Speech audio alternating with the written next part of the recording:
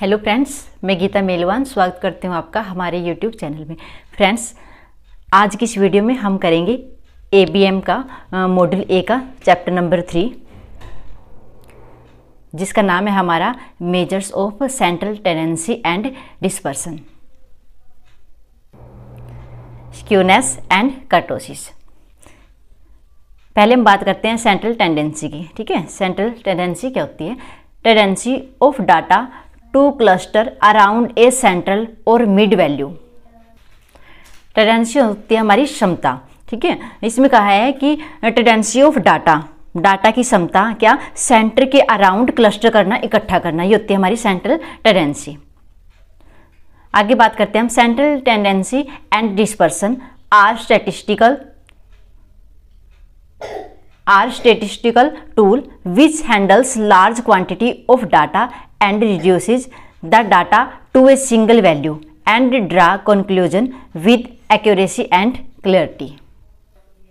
Central tendency और dispersion है ना, जो ये स्टैटिकल टूल हैं जो कि डाटा की लार्ज क्वांटिटी को हैंडल करते हैं और डाटा को एक सिंगल वैल्यू में रिड्यूस करते हैं और कंक्लूजन निकालते हैं एक्यूरेसी और क्लैरिटी के साथ।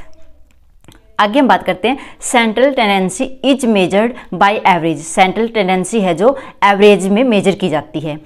जो एवरेज है, यहाँ पे हम 3 टाइप की एवरेज की बात करेंगे, आगे बात करेंगे, जैसे मीडियन, मोड और मीन। आगे देखते हैं according to the statistician professor बोले, measures of central tendency are statistical constant which enable us to comprehend in single effort the significance of the whole। Professor बोले के अनुसार मेजर्स ऑफ सेंट्रल टेंडेंसी की major है जो वो क्या है, स्टैटिकल कांस्टेंट है जो कि हमें होल सिग्निफिकेंस को एक सिंगल एफर्ट में समझने में हमारी मदद करती है। आगे हम बात करते हैं main objectives of measures of central tendency. Central tendency के मेजर करने के मेन ऑब्जेक्टिव क्या हैं? देखिए, फर्स्ट हमारा to condense data in a single value. इसका सेकंड ऑब्जेक्टिव है to facilitate comparison between data. आगे हम बात करते हैं requisite of a good measure of central tendency. जो गुड सेंट्रल टेंडेंसी की गुड मेजर की जरूरत क्यों पड़ी हमें? देखिए, ये हमारे देखो क्या है। फर्स्ट तो रिजिड होता है कठोर, डिफाइंड नॉट फ्लेक्सिबल। क्या है ये? रिजिड डिफाइंड होता है, न कि फ्लेक्सिबल। सेकंड है हमारा simple to understand and easy to calculate. ये जो है जो समझने में आसान होता है, सिंपल होता है समझने में और easy to calculate. Next point हमारा easy to interpret. Next point हमारा not affected by the extreme value. ये है जो एक्सट्रीम वैल्यू से इतनी इजीली अफेक्टेड नहीं होता। नेक्स्ट हमारा based on all the observation of the data. Next point हमारा capable of further mathematical treatment. Next हमारा least affected by the fluctuation of the sampling. तो ये थे हमारे requisite of a good measure of central tendency. आगे हम बात करते हैं types of average.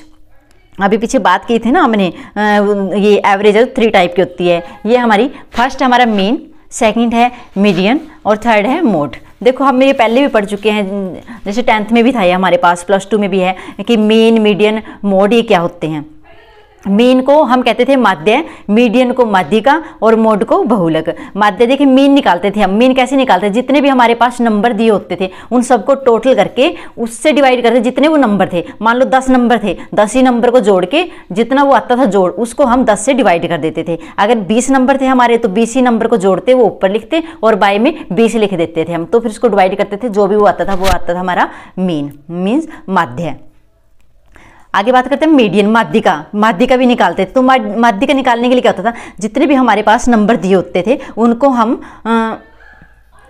Ascending order में लगा लेते थे। असेंडिंग में लगा लो या डिसेंडिंग में लगा लो। फिर उसके बाद हम जो बीच का वैल्यू था ना, जैसे कि हमें 9 डिजिट दिए हुए थे, 9 डिजिट को हम असेंडिंग ऑर्डर में लगा लेते थे। उसके बाद 4 डिजिट इधर छोड़ दे, 4 डिजिट उधर छोड़ दे, बीच में जो 1 डिजिट रह जाता था ना, तो बीच का उसको कहते थे हम माध्यिका या फिर मीडियन। अगर हमारे पास सम नंबर थे, जैसे कि 10 हो गए, तो क्या करते थे, जो बीच में 2 नंबर बचते थे ना, बराबर बराबर छोड़ देते हैं दोनों साइड, जैसे 4 आगे छोड़े 4 पीछे, ठीक है, तो बीच में हमारे 2 नंबर रह जाते, तो क्या करते थे, उन दोनों को जोड़ के उसको 2 से डिवाइड कर लेते थे, तो वो आ जाता था हमारा मीडियन, ठीक है। और मोड क्या होता था, हम देखते थे कि कोई भी डिजिट है, जैसे कि कोई नंबर, जैसे यहाँ पे दे रखे हैं ये नंबर 0 2 3 4 4 5 6 8, तो हम पहले उनको असेंडिंग ऑर्डर में लगाते थे, उसके बाद हम देखते थे कि कौन सा डिजिट है जो ज़्यादा बार आया हुआ है, जो सबसे ज़्यादा बार होता था डिजिट, वही हमारा मोड होता था या फिर बहुलक। आगे हम पढ़ते हैं मीन के बारे में। सबसे पहले मीन के बारे में पढ़ेंगे। मीन क्या है? मीन और average is the most commonly use single descriptive major of central tendency. ये एवरेज का टाइप है, जो मीन है ना, जो बहुत ही, ये जो सेंट्रल टेंडेंसी को मेजर करने के लिए कॉमनली यूज किया जाता है। क्या? मीन। आगे बात करें टाइप ऑफ मीन। जो मीन के हैं इसके भी आगे 3 टाइप हैं, जैसे एवरेज के 3 टाइप थे, मीन, मीडियन, मोड, ऐसे ही टाइप ऑफ मीन, मीन को भी 3 टाइप हैं। फर्स्ट हमारा अर्थमेटिक मीन, तो फर्स्ट है हमारा अर्थमेटिक मीन, सेकंड है जियोमेट्रिक मीन और थर्ड है हार्मोनिक मीन। इनको हम 1 बाय 1 सभी को पढ़ेंगे। पहले हम पढ़ते हैं अर्थमेटिक मीन के बारे में। अर्थमेटिक मीन है जो ये होता है हमारा, it simply involves taking the sum of a group of number then divided that sum by the count of the number use in the series. जैसे कि मैंने अभी बताया था मीन निकालने का क्या होता है, जितने भी हमारे पास डिजिट दिए हो जाते हैं, जितने नंबर दिए होते थे, उनको क्या करते हैं हम टोटल उनको जोड़ लेते थे, उसको जितने वो नंबर है उससे डिवाइड करते हैं, नंबर ऑफ नंबर से, ठीक है। जैसे कि हमारे पास दिया हुआ था 1 2 3 5 7 3 4, ठीक है, तो क्या करते हैं हम मीन निकालना, हमने अर्थमेटिक मीन, इसके लिए क्या करेंगे हम इन सबको जोड़ लेंगे। उसके बाद ये कितने नंबर हैं, 1 2 3 4 5 6 7 हैं, तो 7 से हम इसको डिवाइड करते हैं। इनका जोड़ आया 25 और डिवाइड किया हमने 7 से, तो ये आ जाएगा हमारा अर्थमेटिक मीन। इसके बाद आपसे ऐसे भी पूछ सकते हैं क्वेश्चन, आपको अर्थमेटिक मीन दे सकते हैं, जैसे कि आपको दे दिया अर्थमेटिक मीन दे दिया 5 दे दिया, ठीक है, हम और यहाँ पे ये डिजिट दिए हुए हैं ना, जो इनमें एक डिजिट की जगह कोई वैसे ऐसे नंबर दे देंगे कि x, वो कहेंगे कि उसकी वैल्यू फाइंड करें कि वो नंबर क्या है, ठीक है। जैसे मीन दे दिया आपको 5 दे दिया और सारे नंबर यही हैं, ठीक है, 7 की जगह x दे दिया, तो आपको फॉर्मूला तो वही लगाना है ना, सारे के सारे नंबर को प्लस करेंगे, 1 2 3 5 x 3 4, इन सबको जोड़ लिया और नीचे नंबर कितने 7 है ना टोटल, तो नीचे 7 से डिवाइड करें, इनको जोड़ किया हमने, ये कितना आ गया हमारा 18 प्लस x। इनको हमने जोड़ा ही कितना हो गया हमारा 18 प्लस x, और यहाँ पे मीन कितना था 5, तो 7 जो इसके नीचे 7 इधर चला गया 5 की साइड, 7 मुझे 35 और ये था हमारा 18 प्लस x, तो x की वैल्यू आ जाएगी 35 में से हम 18 माइनस कर देंगे, वो हमारी x की वैल्यू आ जाएगी। इसके बाद अर्थमेटिक मीन एक ऐसे भी दे सकते हैं, जैसे आपको दे दिया कि x दे दिया, x के नंबर दे दिए 1 2 3 4 5 6 और f फ्रीक्वेंसी की 1 है 5 बार आया हुआ है, 2 6 बार है, 3 5 बार, 4 10 बार, ऐसे लिख दिया, ठीक है। हमारे पास 2 पॉइंट हो गए यहाँ पे, एक x हो गया और एक f हो गया। तो इसके लिए हमारा फॉर्मूला क्या होगा, देखो उसमें क्या करते थे हम उनको जोड़ लेते थे टोटल को, ठीक है, जितने भी मान लो हमारे पास ये नंबर होते थे 1 2 3 4 5 6, इनको जोड़ते थे और कितने नंबर हैं ये 6 हैं, तो उससे डिवाइड कर देते थे हम। अब इसमें क्या करना, हमने x और f को, इनकी पहले क्या निकालेंगे हम, x f, पहले हम क्या करेंगे एक्स एफ है जो इसको गुना कर लेंगे, क्योंकि पहले एक ही लाइन थी ना हमारे पास, पहले क्या तो 1 2 3 4 5 6 जैसे मान लो ऐसे दी थी, अब क्या है 2 दी हुई है, तो क्या करेंगे दोनों की एक बना लेंगे, क्या निकालेंगे हम एक्स एफ निकालेंगे, 5 एकम 5 6 दूनी 12 5 3 15, ऐसे करके हमारी एक ही लाइन बन गई। अब हम इस लाइन को मानेंगे, ठीक है, तो क्या करेंगे अब इसको टोटल कर लेंगे, टोटल कितना है हमारा 136 और नंबर कितने हैं ये 1 2 3 4 5 6 नंबर हैं, तो 136 को 136 हो गया, ठीक है। उसके बाद जो एफ था हमारा इसका जोड़ कर लेंगे हमने क्या करना है, पहले तो जो x और f 2 लाइन दी हुई है हम इनको मल्टीपल करके, ठीक है, एक ही बना लेंगे, ठीक है, ये 5 एकम 5 6 दूनी 12 ऐसे करके एक बन गई और फिर क्या किया हमने इसको जोड़ कर लिया, टोटल हमारा 136 हो गया। अब क्या करना है, नीचे n भी पता होना चाहिए हमें, n क्या होता था, पहले क्या होता था एक लाइन होती उसके नंबर लिख लेते थे हम इतने, अब क्या 2 लाइन थी ना, तो इसमें क्या होता है f वाले हैं ना जो डिजिट उनको टोटल कर लेंगे हम, ठीक है, f वाले में जितने भी हैं इनको जोड़ेंगे हम, कितना आ गया हमारा 38। अब वही करना हमने, जो इन दोनों के इनका जोड़ आया था हमारा 136 एक्स एफ का, तो 136 लिख लिया और टोटल नंबर कितने ऐप वाले वो हो गए, इनका जोड़ किया तो वो कितना आ गया 38, तो 136 को 38 से डिवाइड कर देंगे हम, तो ये आ जाएगा हमारा आंसर। नेक्स्ट क्वेश्चन, अब ऐसे क्वेश्चन देखो यहाँ पे तो ऐसे दे दिए थे आपको, ये वेरिएबल दे रखे थे ऐसे एक्स के 1 2 3 4 5 6 है, ठीक है। ऐसे भी नहीं होता, कई बार क्या होता है क्लास दे देते हैं आपको, जैसे कि 20 से 30 दे दिया, ठीक है। तो 20 से 30 में क्या, आपको पहले ये फाइंड करना पड़ेगा x 20 से 30 के बीच में, ठीक है। तो 20 और 30 कैसे निकालते थे हम इसकी वैल्यू, मिड पॉइंट निकालना है इसको, तो 20 और 30 दोनों को जोड़ेंगे और उसको 2 से डिवाइड कर देंगे, ऐसे भी निकाल सकते हो। 20 और 30 50, 50 को 2 से डिवाइड किया 25 आ गया। या फिर सेकंड तरीका है जो हमारा ये क्या है, 20 और 30 के बीच का पॉइंट, मिड पॉइंट देख लो, 20 और 30 के बीच में 25 आता है ना, तो 25 हो गया। 30 और 40 के बीच में 35 आता है, 35 हो गया। ऐसे 45 यहाँ पे 55, तो ये हमारी फर्स्ट लाइन बन जाएगी x की जगह, ठीक है। सेकंड एफ आपको ऐसे दिया होगा और आपको ऐसे फाइंड करना है x का मीन, x का मीन फाइंड करना है ना, तो ऐसे निकाल दोगे, ऐसे x और x 20 और ये जो क्लास दी हुई थी इससे आप x निकाल लोगे, f आपको दिया होगा, x f की मल्टीपल करके उनका जोड़ कर लोगे और जोड़ को ऊपर लिखोगे, f वाले जोड़ को आप नीचे, ऐसे करके x का मीन आ जाएगा आपका। नेक्स्ट हम बात करते हैं कंबाइंड अर्थमेटिक मीन की। कंबाइंड अर्थमेटिक मीन में क्या है, अब कंबाइंड अर्थमेटिक मीन में है जब हमारे पास 2 सैंपल दे देते हैं और उन दोनों सैंपल का एक साथ आपको अर्थमेटिक मीन निकालने के लिए बोले, तो अब हमारा ये फॉर्मूला लगता है। देखो अगर आपके पास 2 सैंपल हैं तो क्या फॉर्मूला लगेगा आपका, n1 x का मीन प्लस n2 x2 का मीन और बाय n1 प्लस n2। ध्यान बस आपने फॉर्मूला याद करना है, n1 x1 n2 x2, ठीक है, और बाय में n1 प्लस n2। अगर आपके पास 3 सैंपल दे दें तो ऐसे चलता जाएगा, बस आगे बढ़ाना आपने, n1 x1 plus n2 x2 plus n3 x3 और यहाँ पे n1 n2 n3 इन तीनों को नीचे टोटल कर लेंगे। ऐसे 4 है तो ऐसे 4 तक चलना है, 5 है तो 5 सैंपल, अगर इतने सैंपल दिए ना आपके पास 5 4, तो ऐसे आपने आगे बढ़ा देने हैं इनको, ठीक है। बस ये फॉर्मूला याद रखना आपने, n1 x1 का बार n2 x2 का बार बाय n1 प्लस n2। अब हम ये एक क्वेश्चन सोल्व करते हैं कंबाइंड अर्थमेटिक मीन का, ठीक है। देखिए क्वेश्चन में हमारे पास in private health club total member, हमारे पास टोटल मेंबर दिए हुए हैं 200, ठीक है, जिसमें से 100 आदमी हैं और 80 औरत हैं और 20 बच्चे हैं। एवरेज वेट ऑफ मैन, अब इसने क्या है नंबर दिए हुए हैं पहले मैन, वोमेन और चिल्ड्रन के, ठीक है। उसके साथ ही इसने एवरेज वेट दिया हुआ है कि मैन का एवरेज वेट कितना है 60, वोमेन का 50 और चिल्ड्रन का 35। अब इसने पूछा है कि average weight of the combined group, ठीक है। मान लो 2 सैंपल दे दिया ना आपको, तो अब क्या करना है, एवरेज वेट निकालना है। अब यहाँ पे हमें फाइंड करना है, पहले तो हम n1 n2 n3 लिख लेंगे और साथ में ही x1 x2 x3 लिख लेंगे मीन, ठीक है। ये मीन दिया, एवरेज दिया है ना, ये मीन होता है एवरेज। n1 कितना हमारा, देखो पहले हम कितने नंबर हैं, ठीक है, मैन के, वोमेन के और चिल्ड्रन के लिख देते हैं। n1 मैन को मान लेते हैं n और वोमेन को n1 मैन को मान लेते हैं, n2 वोमेन को और चिल्ड्रन को n3। n1 कितने हमारे 100, n2 हमारे 80 और n3 हमारे 20, ठीक है। इसके बाद हम जो ये दे रखा है ना एवरेज, ये होता है मीन, ठीक है, तो इसको मानेंगे हम x1।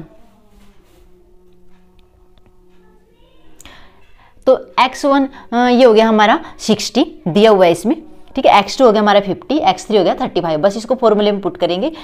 अभी बताया था आपको फॉर्मूला क्या था, n1 x1 plus n2 x2 plus n3 x3, अगर आगे भी होता तो n4 x4 और बाय में जो n वाले हैं ना सभी को प्लस कर देंगे, n1 n2 n3। तो देखो करो पुट यहाँ पे, तो n1 हमारा 100 और x1 हमारा 60, ठीक है। 100 गुना 60, फिर 80 गुना 50 और फिर 20 गुना 35, इनकी वैल्यू यहाँ पे पुट कर दी और नीचे n1 n2 n3 कितने 100 80 और 20 इनको जोड़ देंगे, इनकी मल्टीप्लाई की, ये आ गई हमारी 6000 और 80 की और 50 की 4000 और इसकी 7000, इनको जोड़ेंगे और नीचे वालों की आएगी 200, इनको 200 से डिवाइड कर देंगे, तो ये आ जाएगा हमारा answer.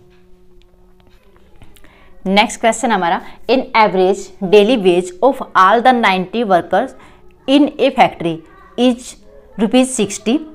In average daily wage of female worker is ₹45। Calculate daily wage of male worker if 1/3 worker are mail.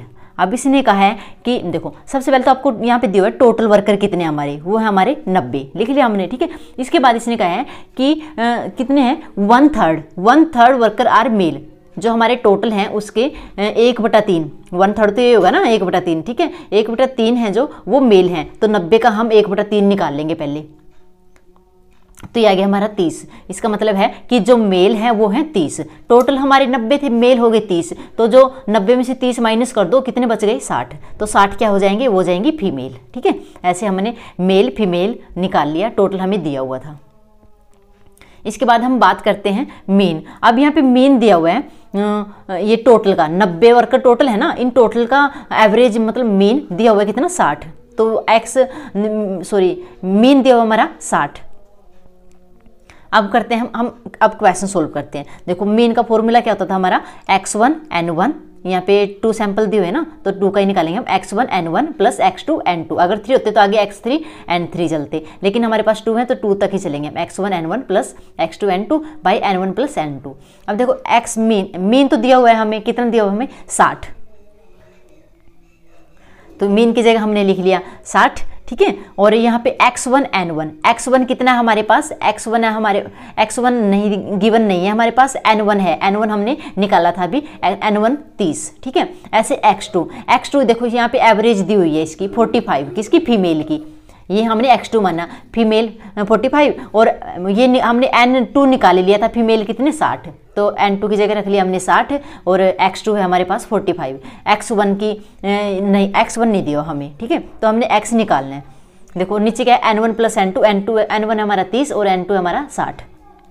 कहते हैं अब सोल्व 30x, ये हो गया हमारा 30x प्लस 60 को 45 को मल्टीप्लाई करेंगे 2700, 30 को 60 को जोड़ेंगे हो जाएगा हमारा 90, ठीक है। तो इनको ऐसे लिख दिया 30x प्लस 2700 प्लस 90, और x की वैल्यू हमें दी हुई है 60। इसके बाद हम आगे करते हैं सोल्व, 90 को 60 की साइड ले जाएंगे, ठीक है, 90 और 60 की गुणा करेंगे हम, ये आ जाएगा हमारा 5400, 5400। और आगे इनको देखते हैं, यहाँ पे रह जाएंगे ये 90 को इधर ले गए 60 की साइड, 60 गुना 90, और यहाँ पे रह गया हमारा 30x बराबर में रह गया 30x प्लस 2700। इसके बाद करते हैं हम इसको, इन दोनों की गुना की हमने, ये आ गया हमारा 5400 में से ये 2700 इधर प्लस का उधर ले जाएंगे, माइनस को हो जाएगा, 5400 में से 2700 माइनस कर देंगे और यहाँ पे 30x रह जाएगा। 5400 में 2700 माइनस किया तो कितना गया हमारा 2700, और यहाँ x के पास 30 है, 30 इसके नीचे ले जाएंगे, ठीक है, 30 से डिवाइड कर देंगे तो ये आ जाएगा हमारा x की वैल्यू आ जाएगी 90। तो हमें यही फाइंड करना था कि x की वैल्यू फाइंड करें, वो आ गया हमारा 90। नेक्स्ट क्वेश्चन है हमारा, देखिए नेक्स्ट क्वेश्चन में है mean of 25 observations was found to be 78.4। इसमें क्या है कि 25 ऑब्जर्वेशन थी, ठीक है, उनका मीन निकाला हमने, वो निकाला हमने 78.4, लेकिन बाद में पता चला कि जो 25 ऑब्जर्वेशन थी ना, ठीक है, 25 नंबर थे, उनमें से एक नंबर था 96, लेकिन बाय मिस्टेक क्या लिख लिया वो 69, ठीक है। उसने कहा है कि वो 25 नंबर थे ना जो, उनमें क्या था, एक नंबर था जो वो हमारा था 96, और क्या बाय मिस्टेक 96 की जगह 69 लिखा गया, और उनका फिर मीन निकाला तो 78.4 आया हमारा। लेकिन अगर इसने कहा है कि सही मीन क्या होगा, अगर 69 ही लिखते वहाँ पे तो उसका मीन क्या होगा, ठीक है। चलो चलिए सोल्व करते हैं। देखिए सबसे पहले आपको पता है कि नंबर कितने हैं हमारे पास, ठीक है, ऑब्जर्वेशन कितनी ली थी हमने 25, तो नंबर हो गए हमारे 25, मीन हमें दिया हुआ है कितना 78.4, ठीक है। तो हमें जैसे हम मीन निकालते हैं, सबसे पहले आप मीन का फॉर्मूला देख लो, मीन निकालते हैं हम कैसे निकालते थे, टोटल जितने भी हमारे नंबर होते हैं उनका जोड़, समेशन ऑफ x, मान लो वो x थे ना सारे 1 2 3 4 5 25 तक जितने भी थे, मान जो भी दिया हुआ था उसने, तो उसको जोड़ते थे ना, उसी को कहते थे हम समेशन ऑफ x।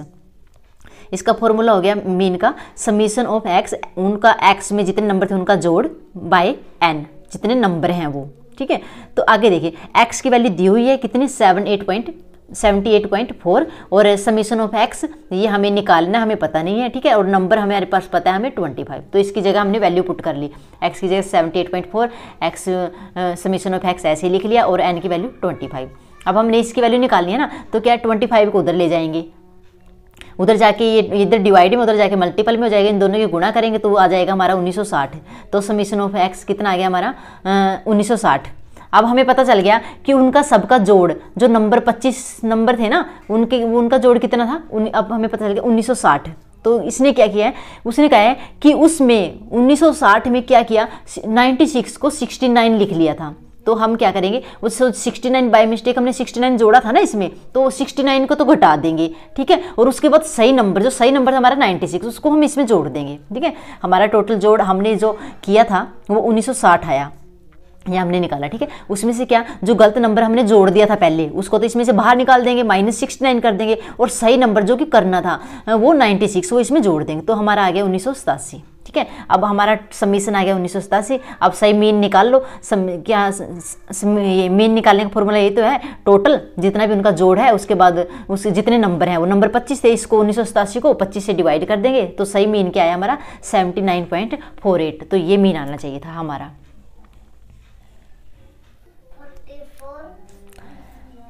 अब आगे देखते हैं हम merit of arithmetic mean. Arithmetic mean है जो, ठीक है, इसके मेरिट्स क्या हैं, इसके फायदे क्या हैं, ठीक है। देखिए फर्स्ट हमारा based on all the observation, क्या है ये सभी ऑब्जर्वेशन पर बेस्ड होता है, एंड रिजिडली डिफाइंड, क्या है कि फ्लक्चुएशन कम होती है इसमें, ये कठोर मतलब डिफाइन होता है ना, जो ये सही डिफाइन होता है, इसमें ये नहीं है कि फ्लक्चुएशन होगी, ठीक है। And least affected bye fluctuation of sampling, और सैम्पलिंग की फ्लक्चुएशन से भी कम इफेक्टेड होता है ये।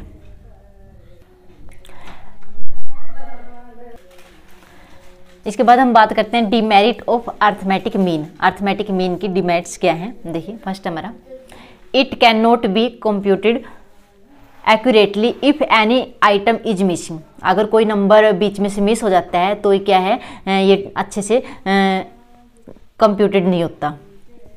नेक्स्ट हमारा it can not average the ratio and percentage properly, ये रेशो और परसेंटेज को भी प्रॉपरली कवर नहीं करता, ठीक है। नेक्स्ट हमारा highly affected by extreme value, extreme value से हाईली अफेक्टेड होता है। It is not an appropriate average for highly skewed distribution. आगे हमारा mean can not be calculated when open end class interval are present in the data, ठीक है। तो ये थे हमारे इसके डिमेरिट। तो ये था हमारा अर्थमेटिक मीन। अब हम पढ़ेंगे जियोमेट्रिक मीन के बारे में। क्या होता है the mean which measures the central tendency of the set of number by taking the root of the product of their value. तो इस टाइप के मीन को हम कहेंगे जियोमेट्रिक मीन, जो कि रूट के बेस पे हम सोल्व करते हैं। देखिए आगे देखते हैं geometric mean is always less than arithmetic mean. जब हम इसको कैलकुलेट करते हैं ना तो जियोमेट्रिक मीन है जो अर्थमेटिक मीन से हमेशा ही कम आता है, ठीक है। It is calculated only for positive value, सिर्फ पॉजिटिव वैल्यू के लिए कैलकुलेट। नेक्स्ट हमारा geometric mean takes into account the compounding effect of the data that occurs from period to period. आगे देखते हैं हम use of geometric mean. Geometric mean के use क्या हैं इन स्टॉक इंडेक्सेज, ठीक है। स्टॉक इंडेक्सेज में to calculate the annual return on the portfolio. Next in finance to find the average growth states which are also referred to the compounded annual growth rate. एक point हमारा in studies like cell division and bacterial growth etcetera. अब देखेंगे हम geometric mean. देखो geometric mean है, इसके फॉर्मूले दो फॉर्मूले हैं, एक तो अनग्रुप्ड रो डाटा के लिए, ठीक है, और एक अनग्रुप्ड रा डाटा और एक ग्रुप्ड रा डाटा के लिए, ठीक है। जो अनग्रुप्ड है उसके लिए हमारा फॉर्मूला है जियोमेट्रिक मीन निकालने का, इसमें क्या है रूट में n, ठीक है, x1 x2 x3 और जहां तक भी उसकी x की वैल्यू है हमारी मान लो x1 xn, ठीक है। अगर आपने निकालना है इसका ग्रुप में फॉर्मूला लगाना है तो वो होगा हमारा x1 f1, ठीक है, x1 की पावर f1 इंटू x2 की पावर f2 इंटू x3 की पावर f3 और कहाँ तक xn, जहाँ तक भी वो नंबर दिए हुए हैं xn की पावर fn। इसको हम ऐसे भी लिख सकते हैं जैसे रूट n था ना, तो इसको रूट में लिख सकते हैं हम x1 x2 x3 so on xn, इसको हम लिखेंगे 1/n, ठीक है, n को 1/n लिख सकते हैं, ठीक है, रूट ये खत्म हो जाएगा। ऐसे ही इसको यहाँ पे n था, इसको हम 1/n कर देंगे। तो ये फॉर्मूला आपने याद रखना है। चलिए अब एक क्वेश्चन देख लेते हैं हम किस ये अनग्रुप्ड रा डाटा के लिए, ठीक है। अनग्रुप्ड रा डाटा का फॉर्मूला हमारा x1 x2 और जहाँ तक भी हमारी वैल्यू है मान लो xn तक और उसकी पावर 1/n। क्वेश्चन दिया हमें 10 24 15 32, ठीक है। तो अब हमने इसको सोल्व करना है। सबसे पहले तो आपने फाइंड कर लेना कि x1 x2 ये कितने हमारे पास, x1 10 है, x2 24, x3 15 और x4 32 और नंबर n क्या है, ये टोटल नंबर कितने 1 2 3 4, तो n हो गया हमारा 4। ठीक है। अब इसको फॉर्मूले में पुट करते हैं। फॉर्मूला था हमारा जो भी x की पावर दी हुई है ना सभी को मल्टीपल कर लेंगे, 10 24 15 32 सभी को गुना करेंगे और इसकी पावर हो जाएगी 1/n। n कितना हमारा 4, तो 1/4 लिख लिया हमने। अब इनको मल्टीपल कर लेंगे, आ जाएगा हमारा इतना, इसको हम 1/4 करेंगे तो इसके जब 1/4 करोगे ना इसको, ठीक है, तो ये आ जाएगा हमारा 18.42। इसको निकालने का फॉर्मूला है, इसका मतलब रूट, ठीक है, जैसे कि हो गया 11 52 00 इसका रूट, यहाँ पे 4 है ना, इसका पहले रूट निकाल लोगे, उसके बाद जो आएगा उसका फिर रूट निकाल लोगे, ठीक है, तो ये हो जाएगा, ये आ जाएगा हमारा ये वैल्यू। ठीक है, ये तो सिंपल रूट था, ये तो सिंपली निकल गया हमारा। ठीक है, इसके बाद आपसे ये बड़ी बड़ी पावर का भी पूछना आ जाएगा, वो आपको बताएंगे, आगे बताएंगे कि उसको आप कैसे सोल्व करोगे। नेक्स्ट क्वेश्चन देखते हैं।